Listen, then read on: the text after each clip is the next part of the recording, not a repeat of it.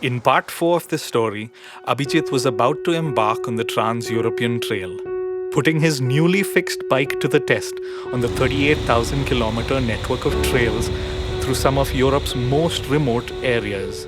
Since the bike was in good shape, I wanted to explore a lot of trails. So I took the Trans-European Trail in Europe. Very difficult to go there. Very difficult. Okay, like is it? Down and very much rocks on the street. Okay, So very difficult. okay. Be careful if you go. Having lost out on riding across the Mongolian plains, Abijith was eager to hit the trails on his bike. Clutch bido, bidi bida. Throttle kodu, throttle kodu. Clutch bidi bida. Left go.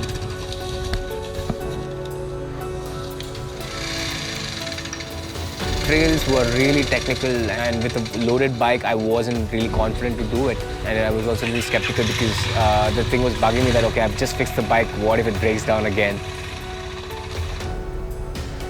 With Lady Luck smiling upon him, Abijith successfully attempted the TET.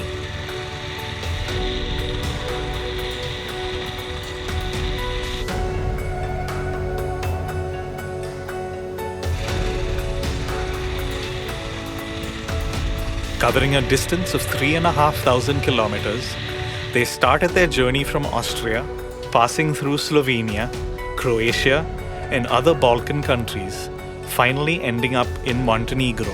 1, 2, 3.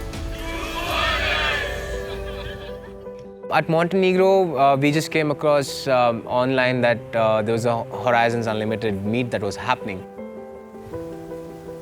So both of us went there. It was amazing experience to meet like-minded travelers again on motorcycles and spend good 3 days there. Abijith and Ashish parted ways after the Horizons meet. Flying solo again, Abijith abandoned the trails for the safety of the tarmac. I went to Albania, Macedonia, Greece, then reached Moto Camp Bulgaria. This was a really special place because I just didn't feel like leaving this place. Enjoying his time in Bulgaria, Abijith explored Buzledza, an abandoned monument built by the communists.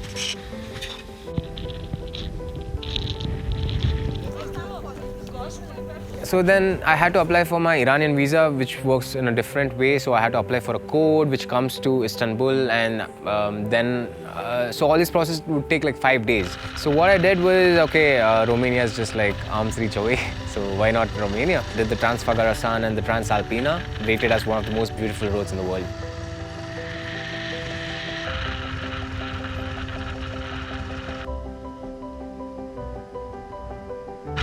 Finished Transalpina, crossed Bulgaria again, entered Turkey. In Istanbul, I got my Iranian visa in a day, and I started towards Cappadocia.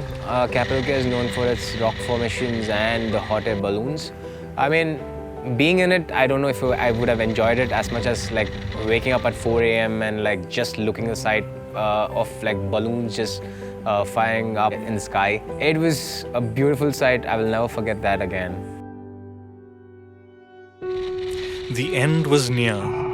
With his adventure drawing to a close, one last destination remained: Iran. Paul Holmes was his name, and I happened to meet him in Cappadocia. And both of us rode from Cappadocia to Van, entered Iran. 6 months having gone by like a breeze, he was on the final leg of his journey. But his trials weren't over. Paul, can you tell us what's happening? Sounds like he's got some loose bolts in the engine there. So. And 40 kilometers out of Tabriz, I started getting this weird noise from the engine. We figured it might be the spring tensioner. The local folks there are really hospitable and really gentle and kind. I put it on a small truck again and then took it back to Tabriz. They recommended me a mechanic. I went there and it's like a huge workshop. He was one of the well-known racers from Iran. So he fixed the bike.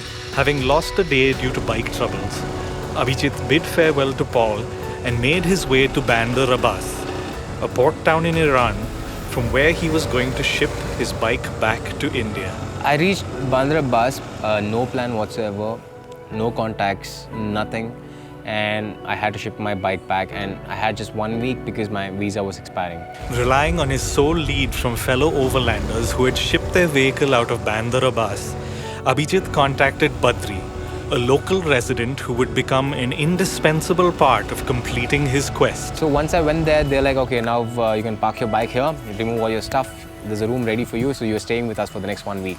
I mean, where would you find such people? Like, you just don't know them, and you just know them over just couple of WhatsApp messages. I was like really shocked. So 1 week I stayed with that family, Mr. Ardashir and Badri's family. It was really amazing. I mean, Mr. Ardashir just took me to the port almost every day. He figured out the process of shipping. Then he contacted one of his friends who was into shipping, and then we went to his office. And only on the 5th day we could actually put the bike on the ship. Overall, if you take this journey on the whole, I've met some wonderful people on this journey, and yeah. Thank you. I'm on my way to Samarkand. Yesterday was really amazing.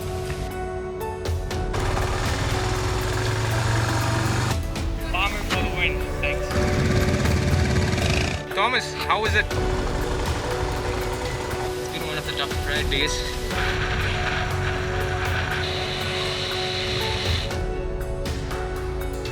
Well, that's Afghanistan right there. Headed to Kyrgyzstan. This is country number 3.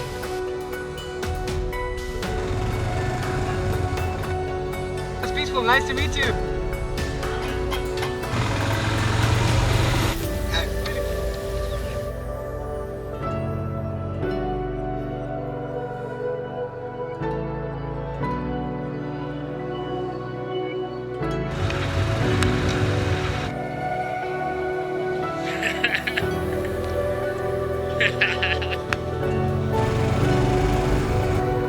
When I'm in Russia, almost good.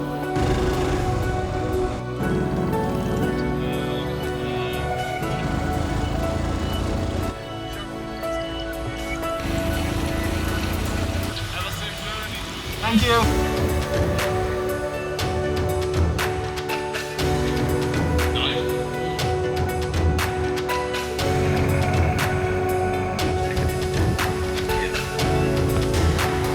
Hey, are you gonna say hi? Hi. Nice to meet you.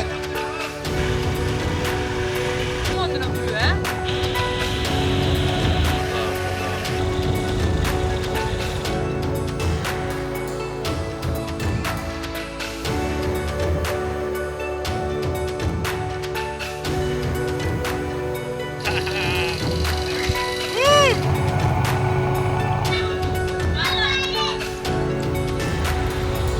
26 countries, 25,000 kilometers, 1 motorcycle. I'm Abijith Rao. Thank you for following my journey.